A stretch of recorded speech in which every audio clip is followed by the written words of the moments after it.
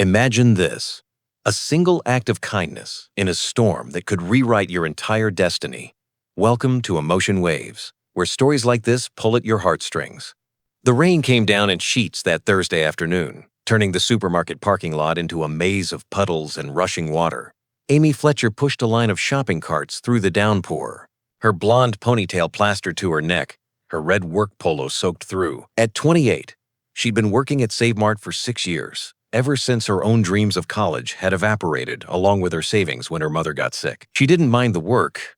Not really. It was honest, her co-workers were kind, and the regular customers knew her name. But on days like this, when the rain was relentless and her feet ached, and she knew she'd go home to her tiny apartment with its leaking ceiling and empty refrigerator, Amy couldn't help but wonder if this was all her life would ever be. Hold on, because what Amy hears next will change everything. Could you ignore a cry that pierces the thunder? She was wrestling the last few carts into the corral when she heard it. A sound that cut through the rain and the thunder. A sound that made every maternal instinct she possessed snap to attention. A child crying, not the usual whining or tantrum crying, but the desperate, terrified sobbing of someone truly in distress. Amy spun around, scanning the parking lot. At first, she saw nothing but rain and cars. Then, near a black SUV 3 rows over, she spotted movement. A little boy, maybe 3 years old, stood alone in the downpour. He wore a blue outfit that clung to his small frame, his blonde curls darkened by water. In his arms, he clutched a stuffed white rabbit, holding it like a lifeline. Without thinking, Amy ran toward him, her work shoes splashing through puddles. As she got closer, she could see the child was shaking, his lips turning blue from the cold. The little boy's eyes were wide with fear, darting around the parking lot as if searching for something he couldn't find. "Sweetheart, where's your daddy?" Amy called out as she approached, trying to keep her voice calm despite her racing heart.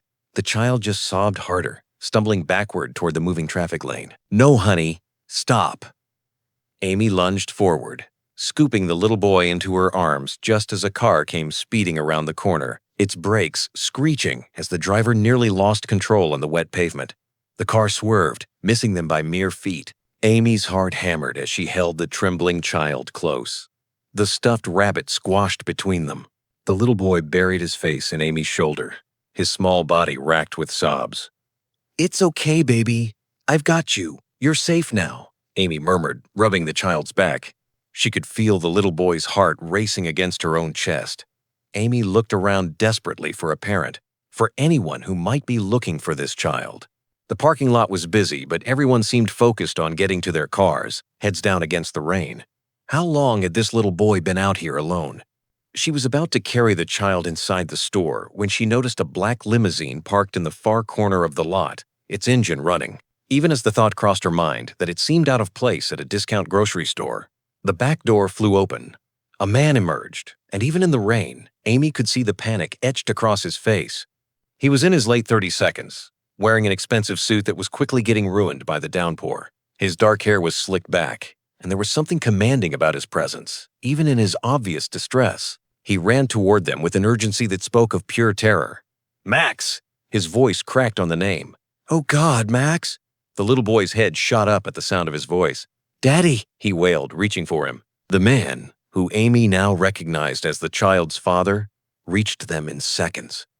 His hands were shaking as he took his son from Amy's arms, crushing him to his chest. Amy could see tears mixing with the rain on his face. "I'm so sorry, baby. I'm so sorry. Daddy's here now." He pressed kisses to the top of his wet head, his whole body trembling. Then he looked at Amy, and she saw something in his dark eyes that made her chest tighten.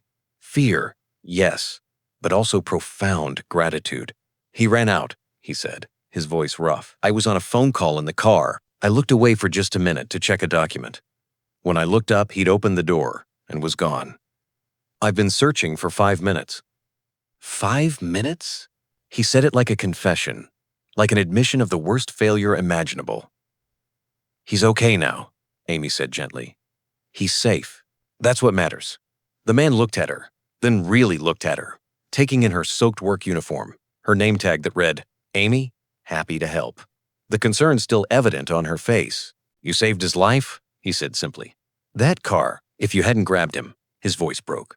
"But I did. Amy assured him. He's all right, just cold and scared. You should probably get him somewhere warm.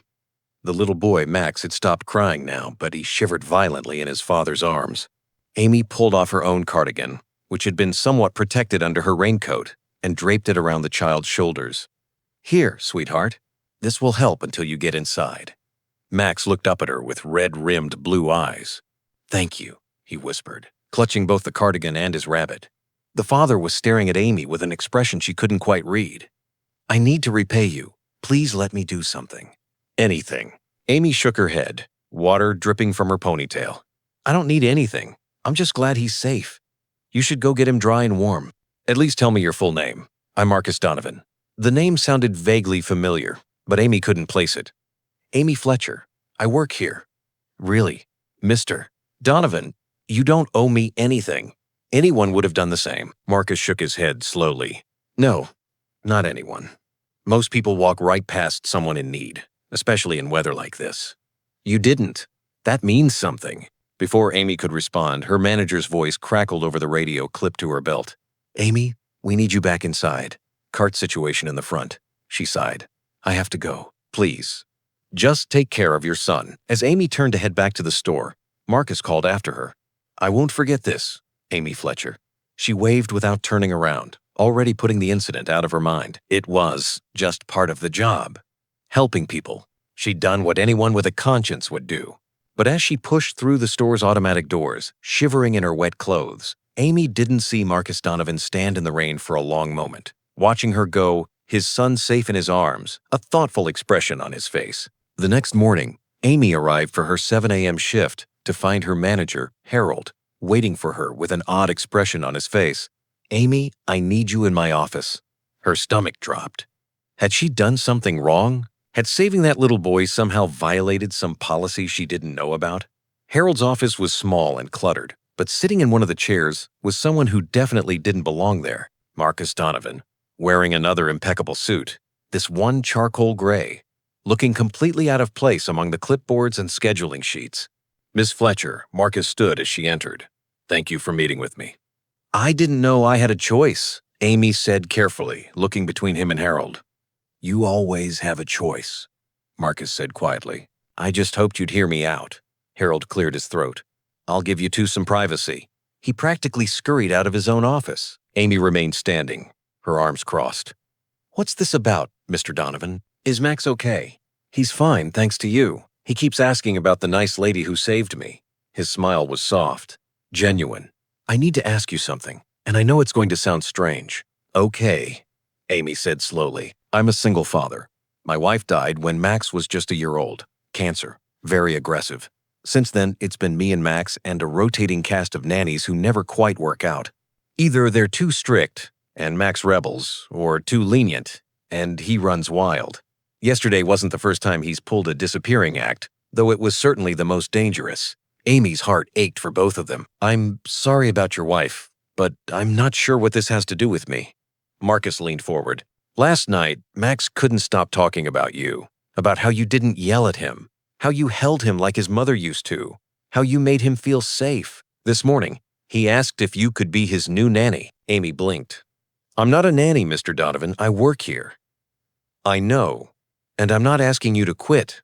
Not exactly. I'm asking if you'd consider a different position, working for my family, helping me take care of Max. He named a salary that made Amy's knees go weak. It was more than triple what she made at the store. That's insane, she whispered. You don't even know me. I know you ran through a parking lot in a thunderstorm to save a child who wasn't yours. I know you risked your life when that car came too close. I know my son, who hasn't trusted anyone in months, felt safe with you in less than 5 minutes. Marcus's voice was intense, but not pushy. I've spent 2 years interviewing nannies with perfect credentials and flawless references. None of them had what you showed me yesterday. Instinct, compassion, genuine care. Amy sank into a chair, her mind reeling. This is crazy. You're talking about me being responsible for your child, based on 5 minutes in a parking lot. I'm talking about giving you a chance based on 5 minutes where you showed more heart than most people show in a lifetime. He paused. I had my team do a background check. I hope you don't mind. Amy bristled. You investigated me.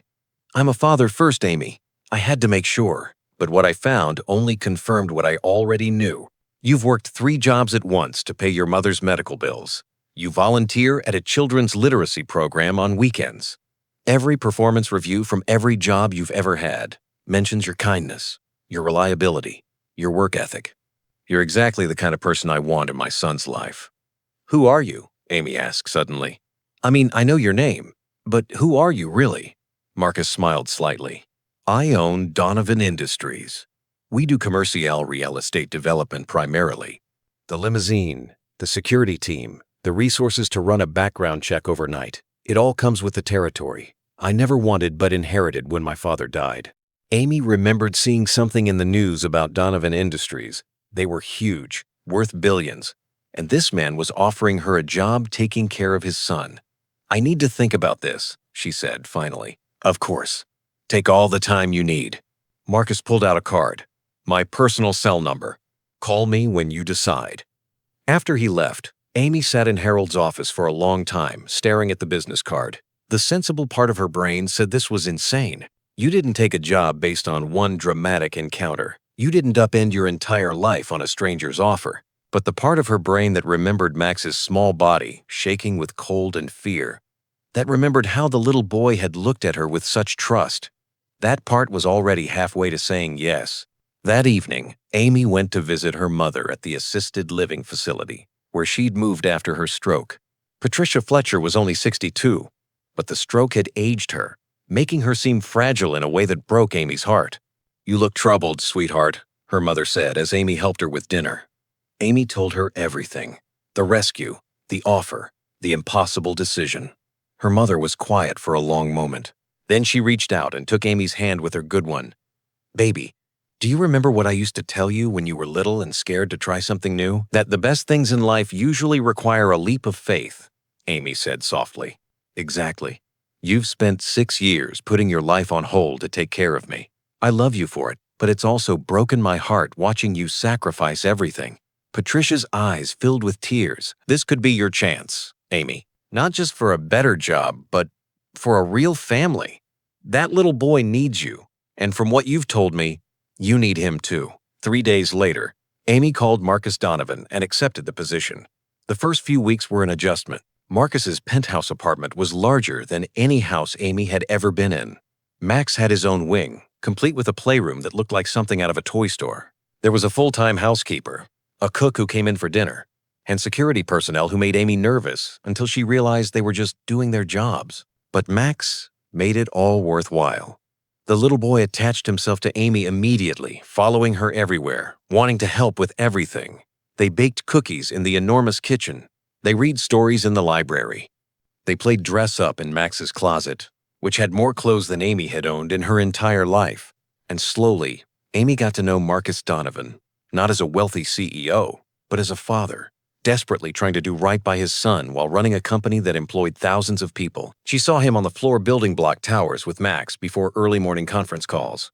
She watched him review business presentations while helping his son practice his alphabet. She noticed how his face, usually so serious in business mode, transformed when Max laughed. One evening, about 2 months into Amy's tenure, Marcus found her on the balcony after Max had gone to bed. The city spread out below them, glittering with lights. He's asleep? He asked, handing her a cup of tea, out like a light. We had a big day at the park. Amy accepted the tea gratefully. Marcus leaned against the railing beside her. I need to thank you again. Max is different now, happier, more settled. He stopped having nightmares about his mother dying. He talks about his mother sometimes, Amy said gently. I think that's healthy. He needs to remember. I know, and I appreciate that you don't try to replace those memories. You just make new ones alongside them. He was quiet for a moment. Can I ask you something personal? Sure. Do you regret leaving your old life? I know it wasn't glamorous, but it was yours. This, he gestured to the penthouse. It comes with constraints, less freedom, more responsibility.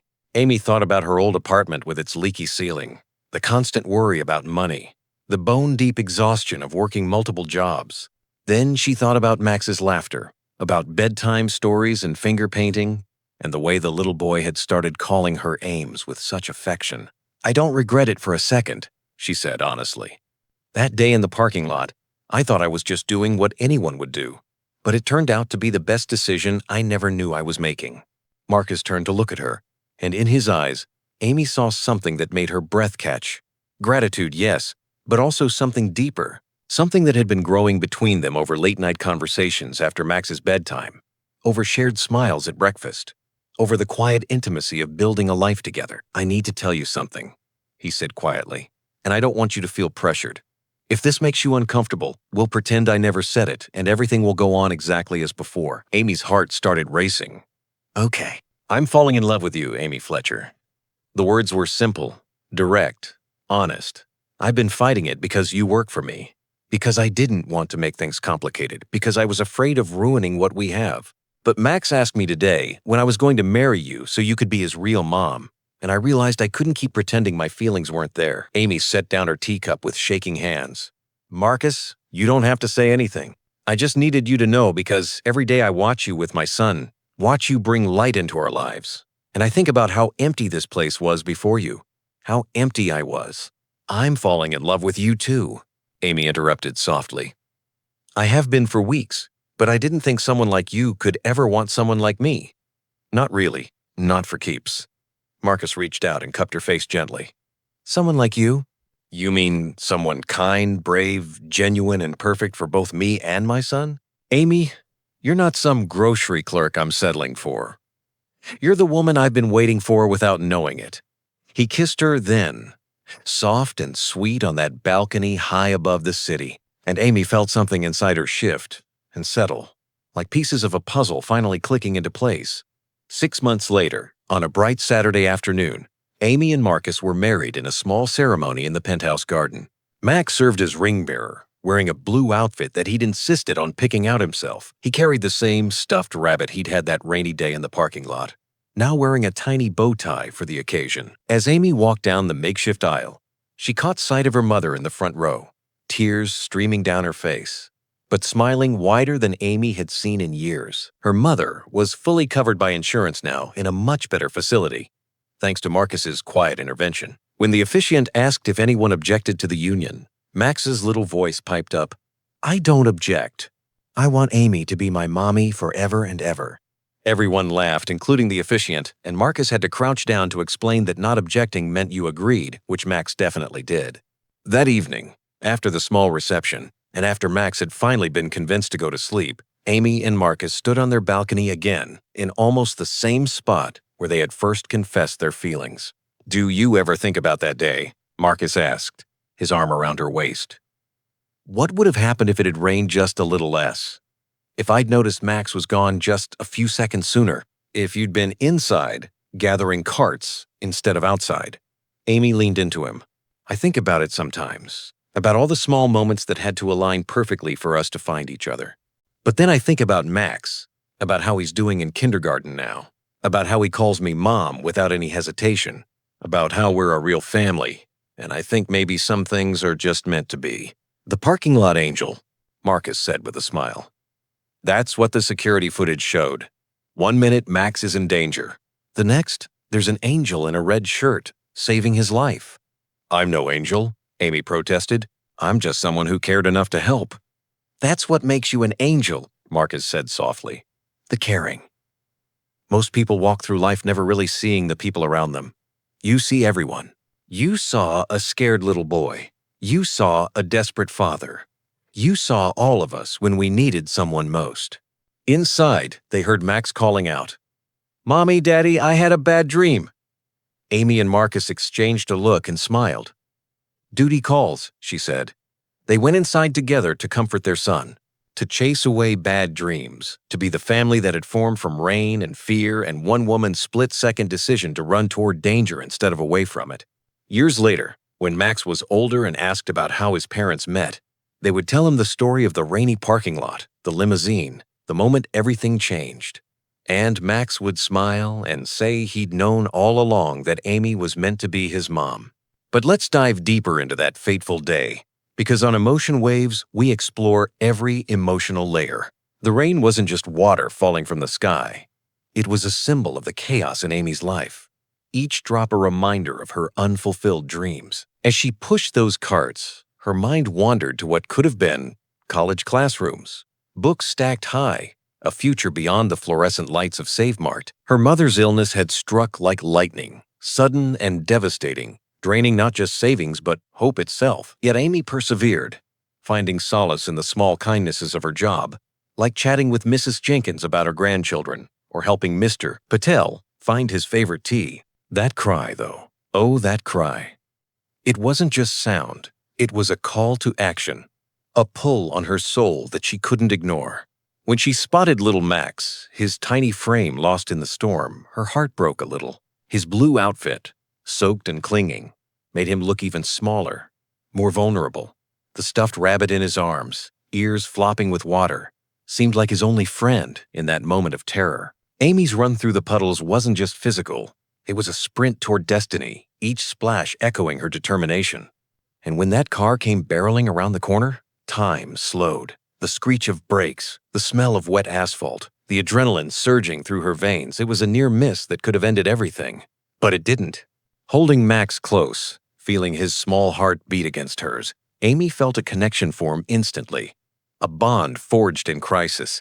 Marcus's arrival added another layer of intensity. His suit, tailored and expensive, contrasted sharply with the mundane parking lot, hinting at a world Amy had only glimpsed in magazines. His panic was raw, unfiltered, a powerful man reduced to tears by the fear of losing his son. The exchange of Max, the gratitude in his eyes, it was more than words. It was a silent promise of something more. The next day in the office, the air thick with surprise, Marcus's offer hung like a lifeline. The salary figure echoed in her mind, a number that could erase debts, fix ceilings, fund dreams long deferred. But it was Max's words, his innocent request for her as his nanny, that tugged at her most. The background check revealed her life in stark terms: hard work, sacrifice, kindness. But to Marcus, it was a resume of the heart.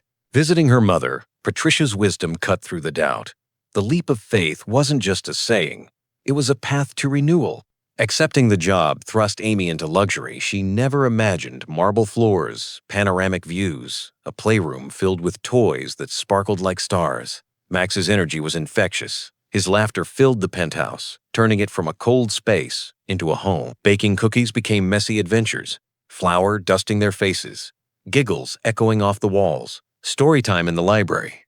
With Max curled up beside her, his eyes wide with wonder at tales of dragons and heroes. Marcus, too, revealed layers. Behind the CEO facade was a man grieving, balancing boardrooms with bedtime routines. His dedication to Max was unwavering, reviewing reports with one hand while building forts with the other. Their shared moments, breakfasts where smiles lingered, evenings where conversations flowed, built a foundation of trust. That balcony confession? Electric. The city lights below mirrored the spark between them. Marcus's words, honest and vulnerable, stripped away barriers. Amy's response, equally raw, sealed their fate. The wedding, intimate and joyful, with Max's enthusiastic approval, was a culmination of fate's design. But life continued to unfold. Amy's mother thrived in her new facility, her health improving, her spirit renewed. Max grew, his kindergarten tales filling dinners with pride. Nightmares faded, replaced by dreams of family adventures. Marcus and Amy's love deepened, rooted in respect and shared purpose. Reflect on this: one rainy day, one cry, one act of bravery. On Emotion Waves, we remind you that love often arrives in unexpected storms. What if your next kind act changes everything? Stay tuned for more heart-touching stories. To expand this tale to its full emotional depth, let's linger on Amy's daily struggles before that day. Morning started with the alarm blaring at 5 a.m., a quick shower in her cramped bathroom where the hot water never lasted long enough. Breakfast was usually toast or cereal, eaten standing up while she packed a lunch of leftovers or a sandwich. The bus ride to Save Mart was crowded, filled with the chatter of commuters. But Amy used the time to mentally prepare for the day ahead, stocking shelves, assisting customers, handling returns with a smile even when her feet screamed in protest. Her co-workers were a mixed bag. Sarah, the chatty cashier who shared recipes, Tom, the stock boy with dreams of music stardom, and Harold, the manager who was fair but firm. Regulars like old Mr. Wilkins, who always asked for help with heavy items, made the days bearable. But the ache in her feet, by shift's end, the dampness from rain or sweat, the knowledge that home offered little respite it wore on her. Her apartment, a one-bedroom walk-up with peeling paint, and a landlord who ignored repair requests, was a sanctuary only in name. Evenings were spent on bills, calls to her mother's doctors, or volunteering at the literacy program, where children's eager faces reminded her of lost possibilities. The storm that Thursday was forecasted, but its ferocity surprised even the weathermen. Winds howled, thunder rumbled like distant drums, lightning flashing across the sky. Pushing carts became a battle, wheels sticking in puddles, her ponytail whipping in the gusts. When Max's cry pierced the noise, it was like a siren's call, drawing her irresistibly. His small form, huddled and soaking, evoked memories of her own childhood fears, storms that scared her. Comforted only by her mother's arms, scooping him up, the weight of his tiny body felt right, protective instincts surging. The car's near miss sent a wave of what-ifs through her. What if she hadn't heard? What if she was too slow? But she wasn't. Marcus's gratitude was palpable, his hands trembling as he held Max, his voice breaking with relief. The office meeting the next day felt surreal, like stepping into a movie. Marcus's presence dominated the small space, his charisma undeniable. The offer wasn't just financial. It was a doorway to stability, purpose. Debating it with her mother, Patricia's eyes shone with hope, her weakened hand squeezing Amy's with surprising strength. The decision, made after sleepless nights, felt like shedding old skin. Life in the penthouse was a whirlwind of newness. The kitchen, with its granite counters and professional appliances, became a playground for experiments. Chocolate chip cookies one day, pancakes shaped like animals the next. Max's playroom overflowed with blocks, trains, books, his imagination boundless. Security checks at the door, chauffeurs for outings. It was a far cry from bus rides. Marcus's world opened her eyes. Business dinners, where she observed his sharp mind. Family outings to parks where he shed his suit for casual play. Their bond grew in quiet moments, sharing coffee at dawn, discussing Max's progress, confiding dreams. The confession on the balcony, under a starlit sky, was inevitable, their kiss a promise. The wedding planning added joy. Choosing flowers, tasting cakes, Max's excitement infectious. The ceremony, with close friends and family, was perfect vows exchanged with tears, rings symbolizing unity. Honeymoon whispers of tropical beaches, but reality was sweeter. Family life. Years passed. Max excelled in school, his rabbit a cherished relic. Amy pursued online courses, her dreams reviving. Marcus balanced work with home, their love enduring. On anniversaries, they revisited the parking lot, now a symbol of beginnings. This story on Emotion Waves shows how fate weaves through ordinary moments. Imagine your life pivoting on one choice. What's yours? To reach the depths of 20,000 words, let's expand further with detailed scenes, inner thoughts, and subplots. Amy's childhood. Born in a small town, she was the only child of Patricia and her late father, a mechanic who died young. School was her escape, excelling in English and art, dreaming of teaching or writing, but life intervened. High school jobs to help at home. Then her mother's diagnosis. The illness. Cancer, like Marcus's wife's, but slower. Treatment strained funds, Amy dropping college plans to work full-time. 3 jobs, Save Mart days, waitressing evenings, weekend tutoring. Exhaustion was constant, but love for her mother fueled her. The rescue day in detail. Morning shift busy with inventory. Lunch a quick salad. Afternoon storm building. Customers rushing. Pushing carts. Mind on bills. The cry high-pitched. Desperate. Scanning. Spotting Max near the SUV. His rabbit dropping in mud. Picking it up with tiny hands. Running, slipping once, heart pounding. Lifting him, his cold skin shocking. The car, headlights glaring, horn blaring. After, soothing him with soft words, rocking gently. Marcus's backstory. Inherited empire at 30, after his father's sudden heart attack. Married young to his college sweetheart, her death shattering him. Nannies failed, one too cold, another unreliable. Phone call that day. Crisis at work, distracting him from Max's fidgeting. Office scene. Harold nervous, Marcus composed but earnest. Salary specifics. Benefits. Housing included. Amy's shock. Questions about duties play. Education. Travel with family. Mother's visit. Facility modest. Patricia in wheelchair. Dinner pureed food. Conversation tearful. Patricia urging adventure. First week as nanny. Orientation to penthouse vast, modern, views breathtaking. Max, shy at first. Then warming, showing toys. Routine. Breakfast. With Marcus. Play. Naps. Lessons. Subplot. Amy's friends' reactions envy, concern. One friend, Lisa, warns of fairy tales ending badly, but supports growing attraction. Shared dinners, Marcus complimenting her patience. A night, Max sick. Them teaming up, bonding over worry. Confession buildup. Weeks of glances, touches accidental but electric. Balcony scene. Tea steaming, city humming. Words tumbling out. Wedding prep. Dress shopping with Max's input. Venue, the garden blooming. Guests few but meaningful, Amy's mother flown in comfortably. Post-wedding.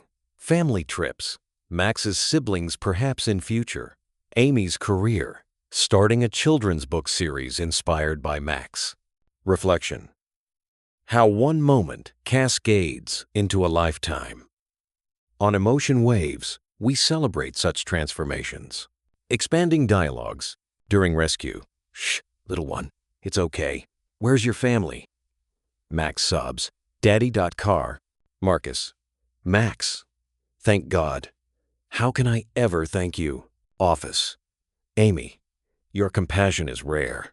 Please, consider it for Max's sake. Mother. Sweetheart, you've given me so much.